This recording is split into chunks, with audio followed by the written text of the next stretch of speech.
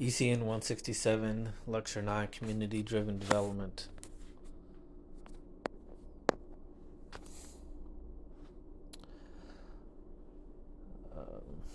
Recap of last lecture talked about road building in Kenya, 3 needs, a way to measure ethnic favoritism, roads, variation in democracy versus autocracy, coups, a variation in ethnic group power, elections and coups. What we learned, well, in periods of autocracy, co-ethnic districts receive 3 times the average expenditure in roads and 5 times the length of paved roads. Both these biases appear entirely during periods of democracy. We also discussed revolution in Nepal. Let's share our research proposal ideas. Now we get to community-driven development. Reshaping institutions, evidence on aid impacts using a pre-analysis plan. Introduction. Many have argued that accountability and inclusiveness of government are key, but are these things we can improve through reforms driven by external actors? Q, Sachs, and Easterly. This question is hard to answer because 1. Exogenous change in institutional structure is rare. 2. It's hard to measure institutional performance. 3. And performance of institutions has many dimensions, multiple hypothesis testing, and challenge. This paper addresses each of these challenges in Sierra Leone. 1. They randomly assign governance institutions in a field experiment. 2. They present a careful measure of institutional performance, SCAs.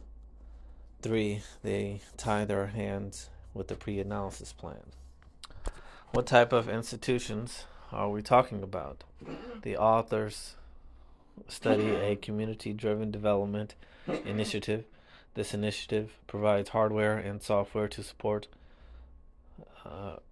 to rural communities, hardware, block grants for local public goods, trade skills training, and small business startup capital. Software, technical assistance that promotes democratic decision making, the participation of socially marginalized groups, and transparent budget practices.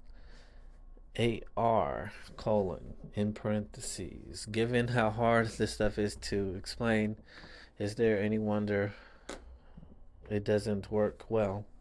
Close parentheses. It attempts to bolster local coordination and to enhance participation, external validity. The World Bank spent $50 billion in the first decade of the 2000s on community-driven development. What are the ex-ante arguments for and against community-driven development? 1. 4. More cost-effective construction of infrastructure. Closer match between project choice and village needs. Weakening of authoritarian village institutions. Against. Participation requirements serve as a regressive tax. Widening political participation clogs up rather than expedites decision making. External resources attract new leaders, crowd out the most disadvantaged, or are captured by elites if the program is unable to change the nature of de facto political power. It's all just jargon for PR purposes.